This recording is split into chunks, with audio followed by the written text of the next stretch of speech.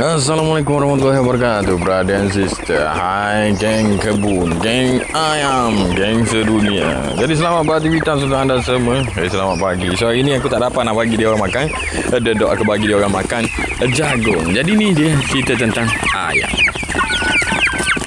So yang comel ni tuan-tuan dan puan-puan, dia lebih kepada buff Orpington, sejenis baka yang sangat digemari untuk kategori penelur.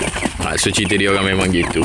Jadi begitulah cerita dia tuan-tuan dan puan-puan. Jadi selamat memiliki ayam ternakan untuk anda semua. So walaupun yang ni orang panggil ayam kampung dan juga ayam kacuk, tapi mereka juga merupakan sejenis ayam yang boleh bertelur dan boleh menjadi pendaging. So nampak tu, yang ni dah mula menunjukkan keganasan selaku ayam jantan.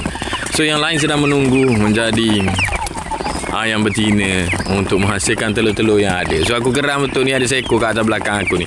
Bahasa betul. Turun. Bahawa printer ni dia memang ni sikit. Adik-beradik dengan manja. Jadi yang tu dia panggil apa?